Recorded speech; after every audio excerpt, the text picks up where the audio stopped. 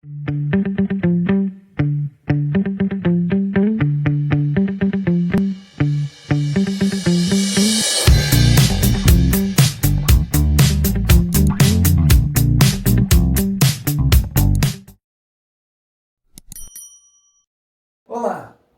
tudo bem? Seja bem-vindo ao nosso Nubento Pod. Antes era uma eletiva de podcast, agora nós vamos estar transferindo para Clube de Protagonismo. Ainda não temos o clube montado 100% e por isso eu que estou aqui hoje, mais uma vez para fazer a entrevista com os nossos convidados. Toda semana um episódio novo. Importante você que está aí nos assistindo, você que é da escola ou de outro local, se inscreva, dá uma força aí para o nosso canal, canal do Colégio Estadual Bento Mussurunga. Ativa o sininho para receber aí as novas notificações e compartilha aí, dá essa força para nós, é o que nós pedimos. Hoje nós estamos aqui com um grupo uma parceria para nós muito maravilhosa, que é o pessoal do Sesc Senac, que eles estão aqui hoje, na presença do Lucas, da Thaís. Já estou tentando seguir aqui, estou mexendo no celular, aí, gente, tá vendo? E aí o que acontece? Esses nossos amigos que estão aqui são parceiros de uma nova parceria da escola, que é uma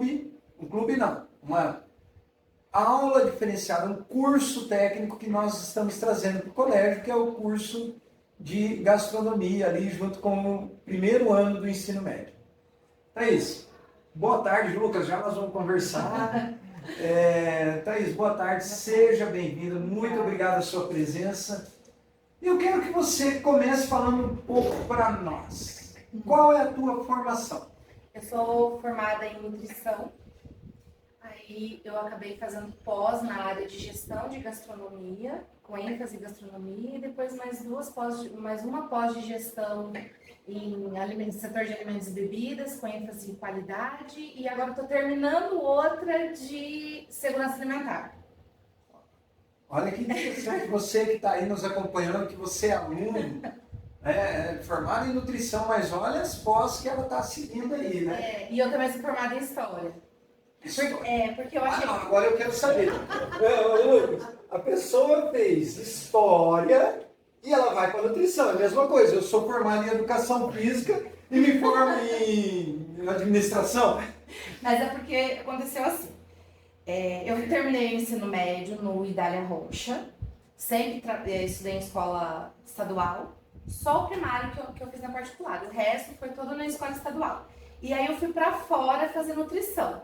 Na realidade, eu queria fazer artes cênicas, mas a minha mamãe falou que eu não ia dar dinheiro isso. Então eu tinha que escolher um outro curso. Aí eu fui lá e escolhi nutrição. Fiz. Mas eu voltei para cá, para Ivaiporã. E eu nunca me identifiquei com nutrição clínica, que é fazer dieta. Eu sempre me identifiquei com segurança alimentar. E aqui não tinha. Na época, há 21 anos atrás, não tinha muita coisa. Não fala a idade, não. Ah, meu Deus. Não tinha muita coisa nessa área. E eu achei que eu nunca ia conseguir trabalhar nessa área. Aí o que eu fui fazer? História.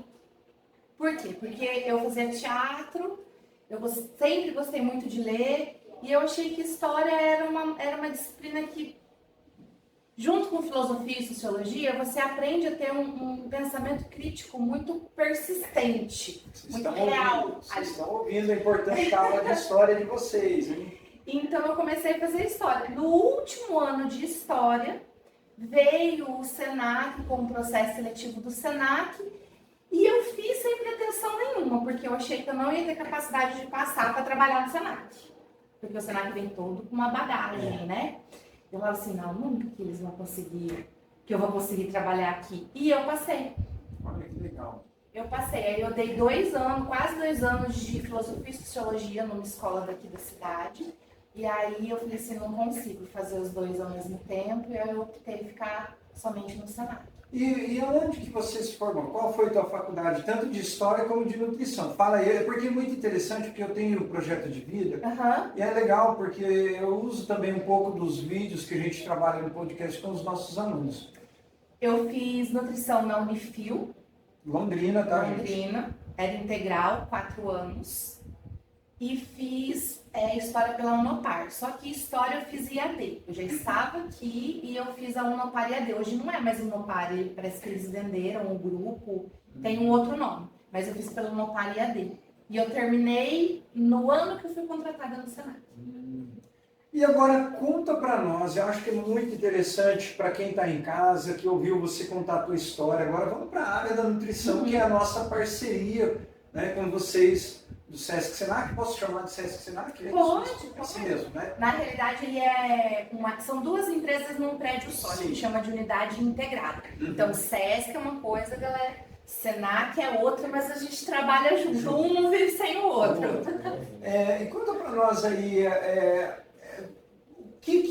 o que o nutricionista faz na tua função dentro do Senac? Qual é a tua função? O que vocês fazem lá? Então, eu tenho a função mais chata do Senac, porque eu sou responsável técnica da cozinha pedagógica.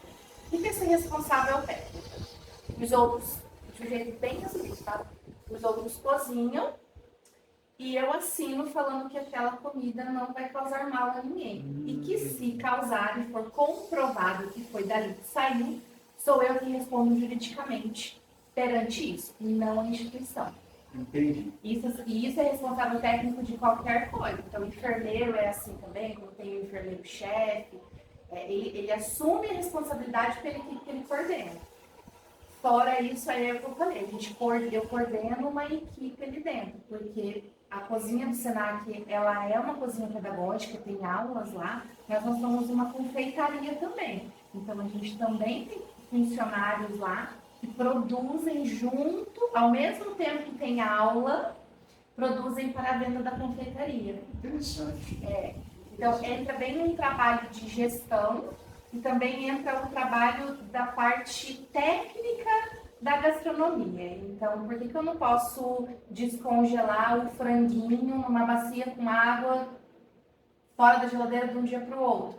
Por que eu tenho que estar registrado a temperatura da minha carne? Por que eu não posso servir para venda ovo com a gema crua? Então, eu lido com toda essa parte.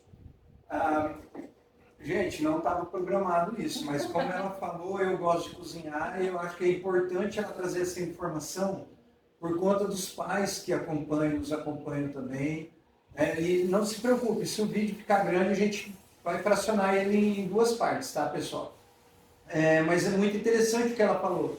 A questão do descongelar a carne na água. Quantos de nós fazemos isso? Nada, ninguém faz isso. Quantos de nós fazemos isso? Nada. E aí, assim, né, como eu estava comentando, tanto com a Thaís como o Lucas, o meu filho, que também, né, fez gastronomia, quando ele chegou em casa e ele viu eles congelando carne na água, pronto, na meia briga lá. Então eu quero que você conte aqui para os nossos seguidores, né? O que acontece?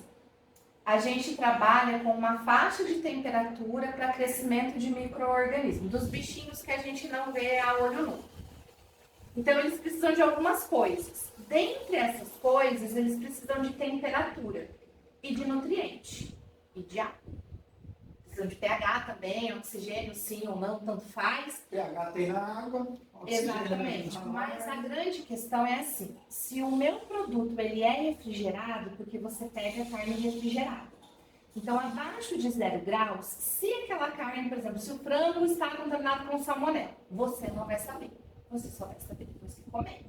Na hora que ir para o hospital. Exatamente, o dia que você tiver o seu dia de rei ali.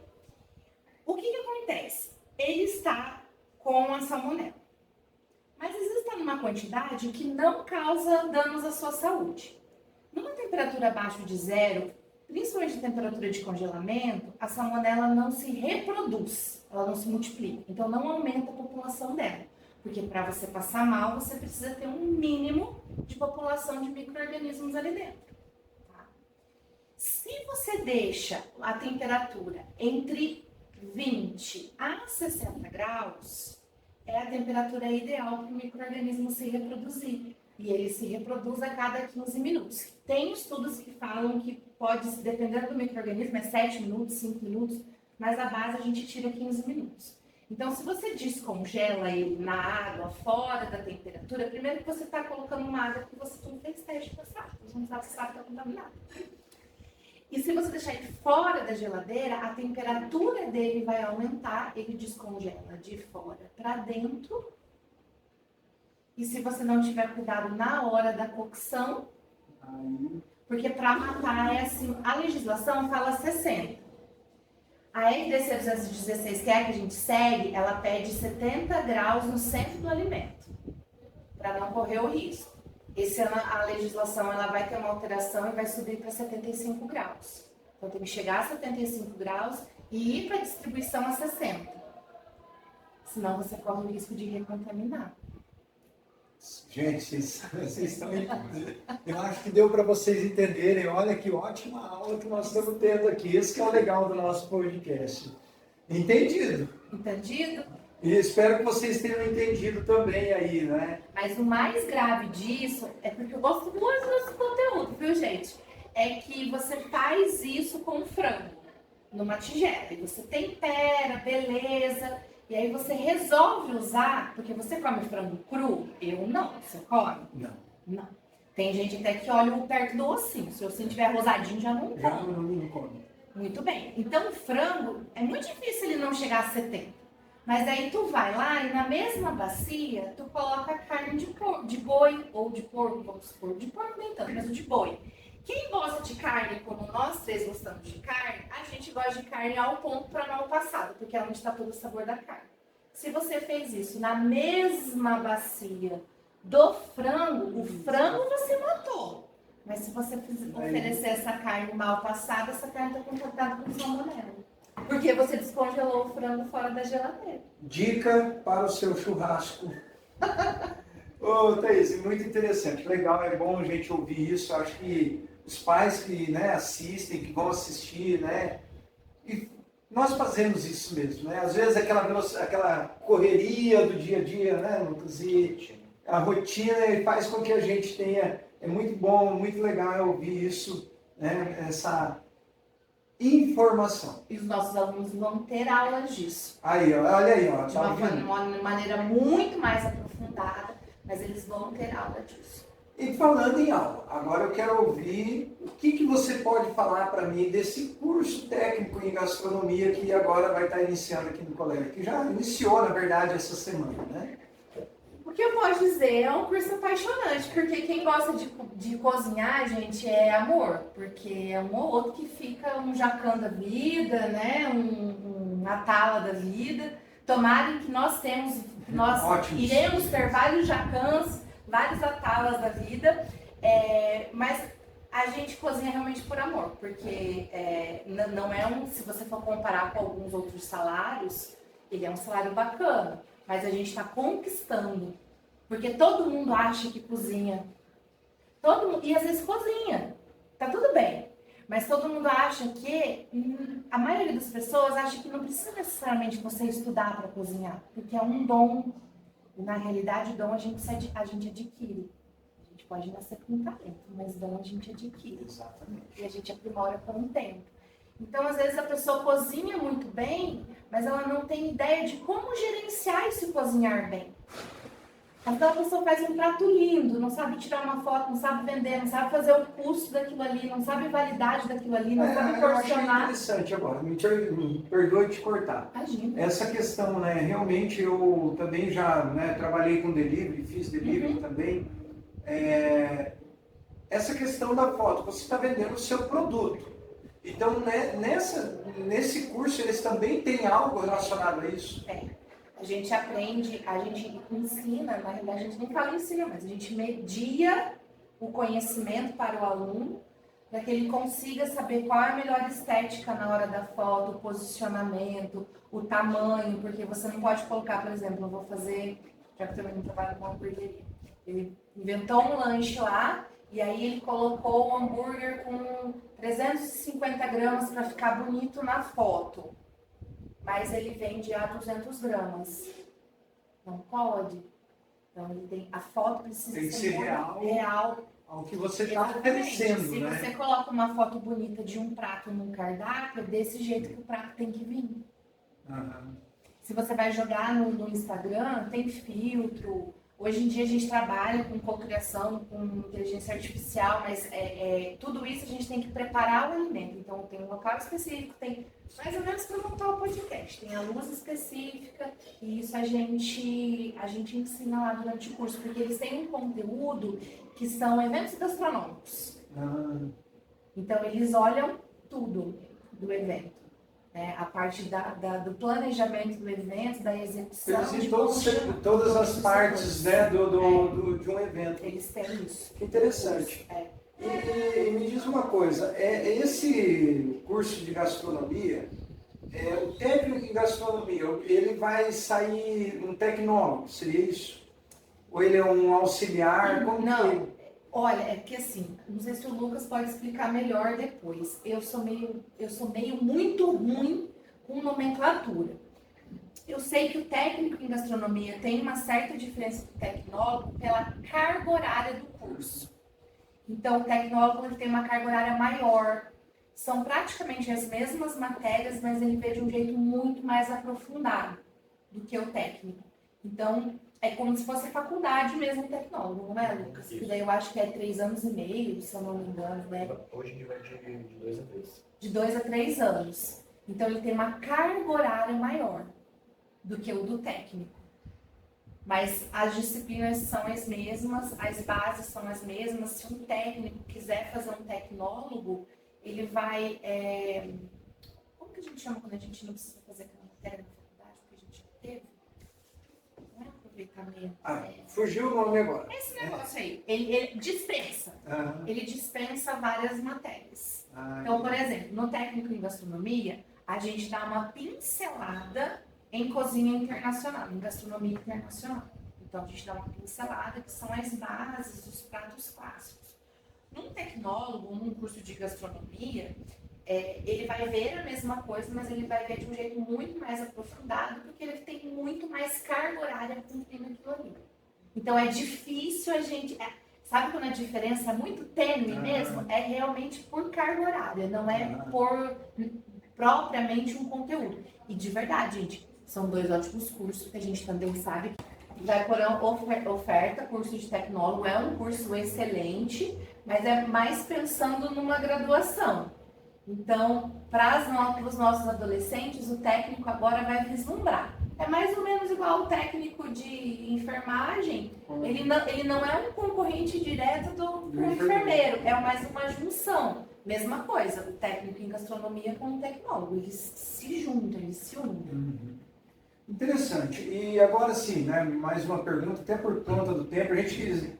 Se a gente tivesse, né, o canal fosse um pouco maior, a gente iria ficar mais tempo aqui, né, conversando. Mas assim, agora eu quero que você fale para mim, assim, para as pessoas que nos acompanham, a mensagem que você tem voltada a esse curso técnico de gastronomia, né? A parceria, ela é maravilhosa. Mas eu quero que você deixe uma mensagem para quem quer conhecer, para quem tem essa vontade aí. Só faz. Só a mensagem se joga, porque eu sou meio suspeita para falar do curso, porque além do curso ser incrível, é uma oportunidade incrível para a gente se achar enquanto pessoa. Uma pessoa que cozinha, uma pessoa que lida com uma equipe grande ou pequena dentro da cozinha, é um mundo diferente. Eu não estou falando que é melhor ou pior, eu estou falando que é diferente. Porque você convive realmente com aquelas pessoas ali, você amadurece com aquelas pessoas. Então, a visão que você tem de mundo, a visão que você tem em como oferecer carinho para alguém em forma de comida é outra. Só faz. Quem gosta de cozinhar é o melhor momento que tem, aquele momento que você está brincando, está se divertindo com as famílias, contando curiosidade, é bem legal. E isso o é bem Senac, ele vem com uma pegada de que você não precisa somente saber fazer, você tem que saber ser. Então a gente acaba mediando esse saber ser. E para os adolescentes eu acho isso muito incrível, porque eu não lembro disso na minha época, sem falar de idade. E eu era tão perdida, eu lembro que eu descobri nutrição, que minha mãe não ia deixar eu fazer artes cênicas. Lembra daquela revistinha que tinha que falava das profissões? Sim, sim. Eu não lembro o nome daquela revista. Gente, era uma revista. Eu não sou tão antigo assim, mas eu sei. Grossinho, eu sei, entendeu? E aí eu lembro que falava assim, que nutrição era a profissão do futuro. Foi assim que eu escolhi a minha profissão. E hoje nós estamos no futuro, né? Exatamente. No futuro do teu passado, nós estamos no futuro. Exato. Como foi o futuro, né, do meu passado também foi o futuro também. Exatamente. Então, assim, e você ter no ensino médio uma perspectiva de que... É o que eu falo, saber para onde vai. Saber para onde vai. Que o grande mal hoje, o grande problema hoje, eu tenho uma disciplina chamada Projeto de Vida, muitos ainda não sabem para onde ir. Muitos não sabem. A partir do momento que você tem um direcionamento, você pode pegar e falar assim, opa, eu estou pensando em fazer tal coisa, mas isso aqui já serve para mim também. Ou então, eu estou pensando em descobrir que não é isso aqui. Então, exatamente. Eu sei que eu posso... Porque depois que você começa uma faculdade, gente, e você está com um canudo na mão, para você mudar a sua profissão... Não é tão fácil. Não é tão fácil. Então, o técnico, ele te ajuda a te orientar para isso. Então, eu acho muito incrível ter essa oportunidade. Mesmo. Que legal, gente. Eu queria que vocês estivessem aqui no meu lugar. Eu vou conversar com o Lucas agora na próxima parte desse episódio, mas eu queria que vocês estivessem aqui para ver o brilho no olhar. E, como eu disse, a vontade, Thaís, é da gente conversar aqui por horas e horas, né? São muitas curiosidades, mas nós vamos ter outro momento. Nós vamos, quando iniciarmos o clube, que nós tivermos os alunos que estarão aqui do meu lado, aí nós vamos convidar vocês de novo e eu vou deixar para que eles joguem para vocês as perguntas. Na próxima, quem sabe os nossos alunos daqui não estejam aqui, com certeza.